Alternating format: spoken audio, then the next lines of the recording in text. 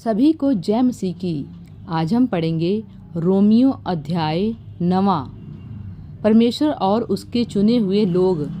मैं मसीह में सच कहता हूँ, मैं झूठ नहीं बोल रहा, और मेरा विवेक भी पवित्र आत्मा में गवाही देता है कि मुझे बड़ा शोक है और मेरा मन सदा दुखता रहता है, क्योंकि मैं यहाँ तक चाहता था कि अपने भाइयों के लिए जो शरीर के भाव से मेरे कुटुंबी हैं स्वयं ही मसीह से शापित हो जाता। वे इज़राइली हैं और लेपालकपन का अधिकार और महिमा और वाचाएं और व्यवस्था और उपासना और प्रतिज्ञाएं उन्हीं की हैं। पुरखे भी उन्हीं के हैं और मसीह भी शरीर के भाव से उन्हीं में से हुआ।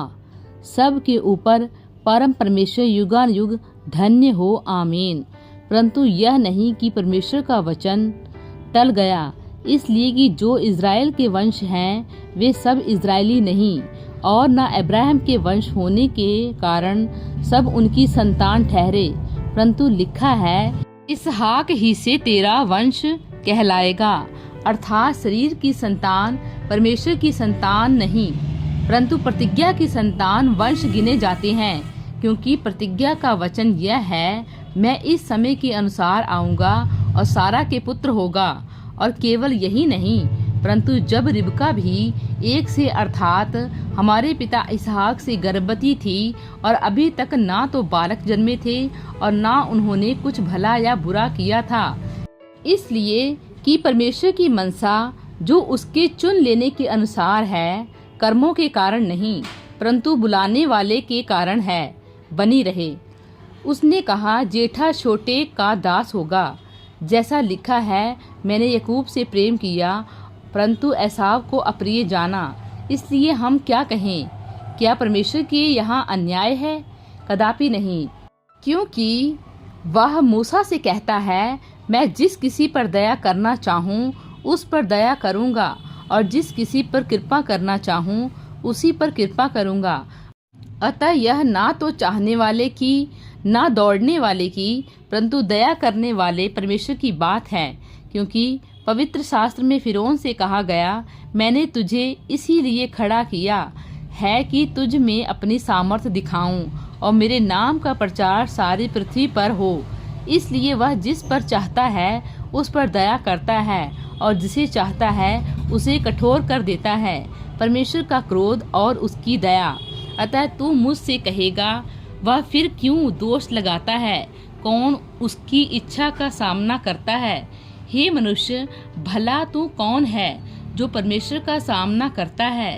क्या गढ़ी हुई वस्तु गढ़ने वाले से कह सकती है, तूने मुझे ऐसा क्यों बनाया है?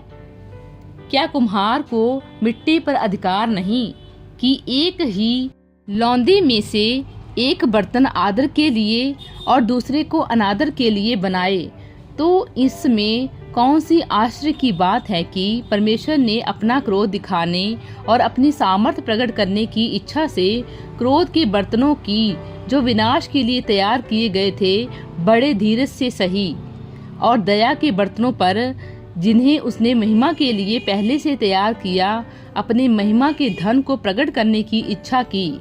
अर्थात हम पर जिन्हें उसने ना केवल यहूदियों में से वरन अन्य जातियों में से भी बुलाया, जैसा वह ओशे की पुस्तक में भी कहता है, जो मेरी प्रजा ना थी उन्हें मैं अपनी प्रजा कहूँगा, और जो प्रिय ना थी उसे प्रिय कहूँगा।